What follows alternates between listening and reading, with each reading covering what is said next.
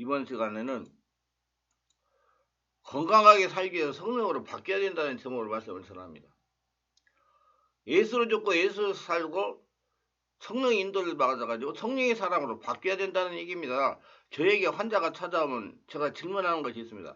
치유받고 싶습니까? 하면 아멘 합니다. 근데 예수님을 믿을 때 어떻게 되시냐고 질문하면 대답을 못합니다. 간증을 해요. 왜 어떻게 해서 믿었다고. 그러면 제가 자세하게 설명을 해줍니다. 성도님은 예수님이 십자가에 달릴 때 죽으실 때 죄인된 성도님이 죽었습니다. 다시 예수께서 부활하실 때 의로 부활하여 지금은 성령의 인도를 받으면서 다시 사신 예수님 인생을 사시는 겁니다. 환자가 예수님의 이름으로 치유를 받으려면 예수님을 믿을 때 죽었고 다시 예수님을 부활하여 지금 성령 인도를 받으면서 예수님이 나타나며 살아간다는 것을 믿어야 성령 역사가 치유가 되기 시작합니다. 죄인은 자신이 살아있는 상태로는 치유가 되지 않습니다. 죄인에게는 성령의 역사가 일어나지 않기 때문입니다. 사도 바울은 로마서 6장 8절에 만일 우리가 그리스도와 함께 죽었으면 또한 그와 함께 살 줄을 믿노니라고 말했습니다. 그리스도와 죽지 않았다면 그는 그리스도와 함께 살지 않는 사람인 겁니다. 즉 자기 힘으로 마귀 종으로 살아가는 겁니다. 예수 믿을 때 나는 죽고 예수로 사는 것을 믿지 못하는데 10년, 20년 아무리 열심히 예수님을 믿어도 열매가 없습니다. 왜? 자기가 살아가서 마귀 종이기 때문에 그래요. 영적으로 바르게 깨달아야 됩니다. 열심히 한다고요? 그 세상 사람들은 다 열심히 잘해요. 성령으로 변화가 일어나야 돼. 바뀌어야 됩니다. 새 생명의 삶도 시작도 하지 않았기 때문입니다. 죄보다 더 무서운 것이 죽지 않는 자아입니다. 자아가 죽지 않을 때 열심만 있으면 하나님을 방해할 뿐입니다. 자기 생각에 옳은 대로 행하는 것이 죄입니다. 부부싸움도 교회 분란도 자기가 옳다고 생각하는데 주장하기 때 생기는 것입니다. 언제가 제가 이런 말씀을 전한 적이 있어요. 자신의 아파트 청소는 자신이 합니다. 쓰레기도 자신이 버립니다. 이는 자신이 아파트 주인이고 사는 사람이기 때문이다. 자신의 마음의 청소는 누가 해야 됩니까? 예수님이 주인으로 사시는 분이기 때문에 예수님이 하시는 겁니다. 쓰레기도 예수님이 버리시는 겁니다. 자신은 예수님을 주인으로 인정하고 마음을 활짝 열고 성령 역사하는 대로 순종해야 되는 것입니다. 그래서 마음을 열어라 그러는 거예요. 많은 그리스도인들이 자아의 죽음을 이해하지 못하고 죽으려고 애씁니다. 이건 헛된 노력이다. 우리는 우리의 자아를 죽여야 됩니다. 자기 생각, 자기 의지로 살아가는 거. 자아는 죽으면 전적으로 믿음의 사건입니다. 나는 안 죽은 것 같다라고 대답하는 것은 겸손한 것이 아니라 믿음이 없는 겁니다. 로마서 6장 3, 4절에 보면 예수님께서 십자가에 죽으실 때 우리 옛사람이 예수님과 연합하여 죽게 하셨고 부활하여 주는 것과 연합할 때 새 생명으로 다시 살게 하셨습니다. 그래서 바울은 오직 있는 또 유대인이 할례는 마음이 할지니 영에 있고 율법 조문에 있지 아니하는 것을 그 칭찬하는 사람이 아니요 다만 하느니라 얘기라고 로마서 2장 29절에 말씀하시는 겁니다.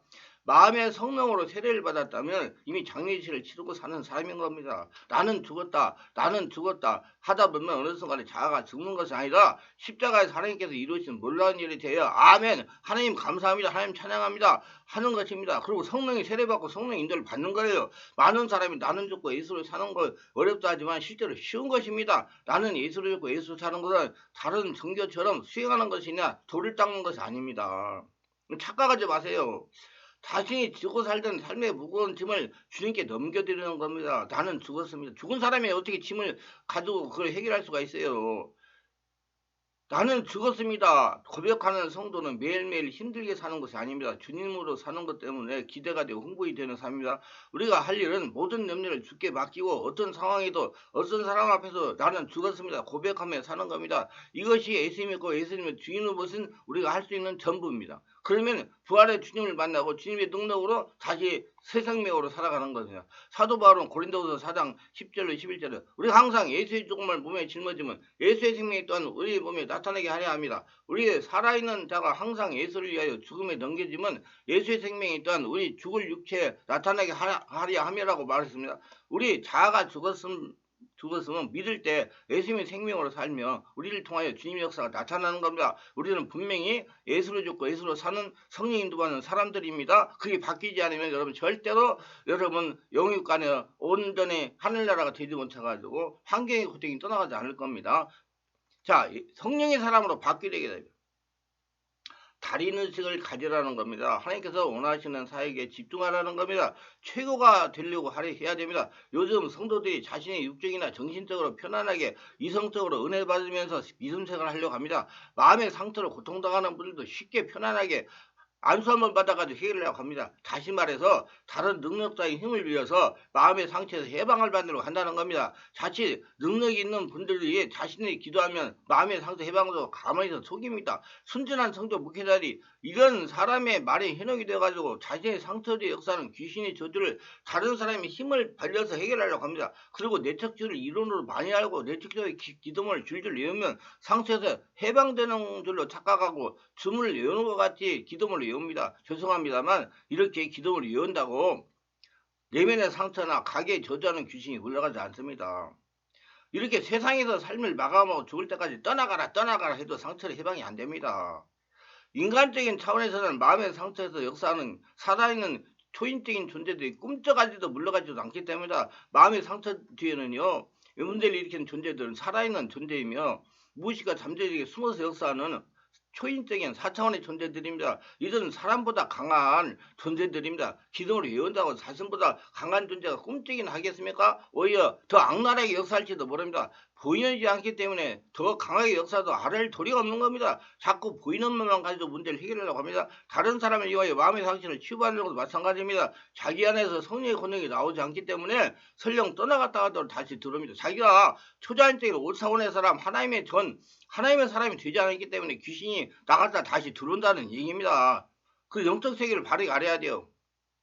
자신이 하나님 나라가 되지 않아 여전하게 땅의 사람이기 때문에 그럼 어떻게 해야 될까요? 자신이 성령으로 세례를 받고 마음 안에 계신 하나님께서 자신의 영혼력을 지배하게 해야 됩니다. 자신의 마음 안에 계신 하나님을 주인으로 인정해야 됩니다. 관심을 가지고 자신 안에 성령 하나님께서 전능력을 지배받게 노력을 해야 됩니다. 특별한 사람에게 의지하여 상처를 해서 해방받으려 하지 말고 자신이 특별한 사람, 성령이 지배받는 사람이 되려고 해야 됩니다. 자신이 스스로 기도해서 성령 충만 받아라 그 말이에요. 예수를 믿는 성도는 모두 특별한 사람들이요. 자신 안에 하나님이 지배하여 주인으로 지배하고 임자에 계시기 때문입니다. 자신의 마음에 하나님께서 계시는 성전이기 때문에 여러분들은 다 걸어다니는 성전입니다. 자신에게서 하나님께서 혼과 육체를 점령할 밖으로 나오시게 해야 됩니다. 일반적으로 성도들에게 임자하신 성령께서 주무시는 경우가 많습니다. 자신 안에 임자하신 성령이 주무시기 때문에 종교인이 되는 겁니다. 율법주의자가 되는 겁니다. 자신 안에 계신 성령님께 관심을 가지고 부리고 찾아야 잠재의식이 깨어져서 성령님이 잠에서 깨어나게 되는 것입니다. 마치 예수님이 거라사네 지방에 군대 걸린 자를 구원하시러 갈릴리 호수를 지날 때 제자들이 예수님께 관심을 두지 아니하고 자기들끼리 세상 이야기할 때 예수님께서는 배에 고물을 두고 주무신 것 같은 이치입니다. 성경이 이렇게 말해요. 그날 저물 때 제자들에게 이르시되 우리가 저편으로 건너가자 하시니 그들이 무리를 떠나 예수를 배에 계신 그대로 모시고 가매 다른 배들도 함께 가더니 큰 광풍이 일어나며 물결이 배에 부딪혀 들어와 배에 가득하게 되었더라. 예수께서 고물에서 베개를 베고 주무시더니 제자들이 깨어며 이르되 선생님이여 우리가 죽게 되는 것을 돌아보지 아니하니까 하시니 예수께서 깨어 바람을 끄되 바다들이 이르되 잠잠하라 고요하라 하시니 바람이 거쓰고 아주 잔잔해지더라. 이에 제자들에게 이르되 어찌하여 이렇게 무서워하느냐 너희가 어찌 믿음이 없느냐 하시니 그들이 심히 두려워하여 서로 말하되 그가 누구에게 바람과 바다도 순종하는가 했더라. 마가복음 4장 30절 41절. 자, 성도들도 마찬가지입니다. 성도들도 자신이 예수님 안에 주인으로 계시는데 자신이 안에 주인으로 임자에 계셔도 예수님을 찾지 않냐고 관심을 두지 않으면 자신이 삶에 일등강풍이 일어날 수가 있는 것입니다. 그렇기 때문에 자신 안에 예수님이 주무시지 않도록 관심을 갖고 찾아야 됩니다. 예수님 감사합니다. 예수님 사람이 어찌해야 됩니다. 이렇게 자신에게 계신 주님과 관계를 열어야 됩니다. 자신 안에 계신 예수님을 찾아야 됩니다. 많은 성도들이 영의 통로를 열겠다고 능력자의 안수를 받습니다. 사람은 어찌 영의 통로를 열겠다는 겁니다. 그러나 하나님은 자신과 직접적인 관계를 소원하십니다. 다른 사람을 이용해서 어느 정도까지 될 수는 있어. 분명히 다른 사람 어찌 하나님께서 의지하는 수준이 도달할 수가 있는 겁니다. 하나님은 직접 관계를 열기를 원하십니다. 그래서 하나님과 대면할 수 있는 영적인 사람으로 변화되기를 원합니다. 그렇기 때문에 자신이 생명 말씀과 성령으로 변화를 받아 성령의 지배와 인도와 동행하는 사람이 되어야 마음의 상처에서 영혼이 해방될 수가 있습니다. 거듭나는 성전이 되어야 마음의 상처에서 영혼이 해방될 수가 있습니다. 일부 성도들이 의식이 하루에 10분 기도하고 쉽게 성령 체험 한 번 하고 영적인 사람이 되려고 합니다. 그러나 하나님은 온전히 지배를 받기를 원하십니다. 저는 TV에 나오는 달인을 아주 좋아합니다. 이분들은 자신이 추구하는 분야에 10년 이상 집중하고 몰입하여 눈을 감고 할 수 있는 수준에 이른 겁니다. 자신 안에서 모든 것이 나오는 사람들입니다. 밤잠을 설쳐가면서 오로지 한 분야에 집중하는 것과 달인이 된 겁니다. 하나님께서도 하나님 안에 내 안에 계신 하나님께 이렇게 집중하기를 원하십니다. 그렇게 되어야 내면의 상처에서 각의 저주에서 해방이 될 수가 있는 것입니다. 귀신 역사에서 해방이 될 수가 있는 거다. 그래서 아브라함은 25년, 야곱은 20년, 요셉은 13년, 모세는 40년, 다윗은 13년이 걸린 것입니다. 우리가 생각하는 것까지 쉽게 하나님의 사람은 변화되지 못합니다. 여러분 집중 몰입하세요. 그래서 하나님은 광야 훈련을 시키시는 것이에요.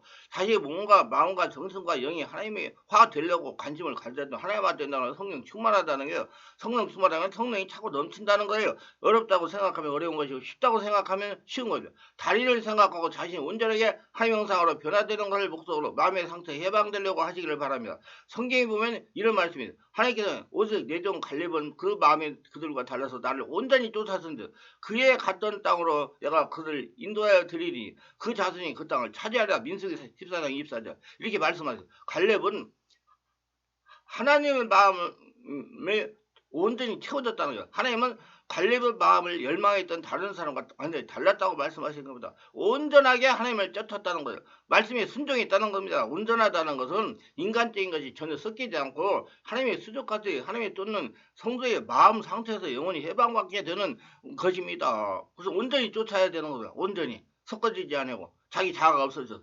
인생살이가 만사가 형통하다는 것입니다. 하나님은 온전하게 변화되기를 원하십니다. 누구를 위해서? 나를 위해서. 나를 위해서 나 자신을 위해서. 나를 통해서 하나님께서 일하시기 위해서 내가 온전하게 하나님을 쫓기를 원합니다. 마음의 상처에 해방받아 노력하지 말고 자신의 전인격이 하나님의 형상으로 온전하게 변화되려고 노력하시기를 바랍니다. 자, 멘토를 잘 만나야 돼, 사람을 잘 만나야 돼. 하나님 지금 사람을 통해서 역사합니다. 자신이 추구하는 분의 이른 자를 만나라는 겁니다. 관심을 가지면 만날 수 있어요. 목회자의 관심이 중요합니다. 성도들의 관심이 중요합니다. 목회자가 종교적이면 성도들도 종교적이 되기 쉽습니다. 성도들은 사람을 잘 분별할 줄 알아야 됩니다. 종교적이라는 행위와 열성과 말씀을 인간적인 수준에 해석하는 겁니다. 율법으로 전하는 겁니다. 말씀은 분명히 성령의 지배 가운데 성령으로 해석을 해야 됩니다. 그래야 정확합니다. 영적인 믿음 생활은 성령의 인도와 지배를 받으면서 하나님의 자녀로 동행하는 믿음 생활을 말합니다. 목회자가 성령 인도를 받으면서 하나님의 자도 살아있는 믿음 생활을 하면 성도들도 성령 인도를 받으면서 살아있는 크리스천이 되는 것입니다. 저는 항상 이렇게 생각을 하고 살려고 실천하고 노력을 합니다. 담임 목사는 한 성도를 살릴 수도 있고 죽일 수 있다는 겁니다. 성도들은 담임 목회의 영성을 넘어설 수가 없다는 겁니다. 담임 목사의 성령 충만이 성도의 성령 충만의 수준이 동일하게 되는 것입니다. 제가 그동안 나름대로 청한 바로는 담임 목사의 영적인 깊이만큼 성도들이 된다는 것입니다. 그래서 일부 성도들이 영적인 깊이가 있는 목회가 집회하는 곳에 가서 영을 깨우고 성령 충만 받으려고 하는 겁니다. 이와 같이 담임 목사가 중요합니다. 담임 목사가 예수만 믿으면 세 사람이가 마음의 상처에 해방되는 것이라면 성도들이 그들 믿고 그렇게 따르는 겁니다. 마음의 상처는 신앙생활을 열심히 하면 해결된다고 말하면 상처의 문제에서 관심을 두지 않습니다. 관심을 두지 않으니까 알지 못하고 고통을 당하는 거예요. 영의 세계의 문제이기 때문에. 그러면서 이유를 모르는 겁니다. 우리 알고 고쳐서 평안한 삶, 지금도 살아서 천국을 누리는 삶이 되시기를 바랍니다. 유익하셨다면 구독, 좋아요, 알림 설정을 부탁합니다.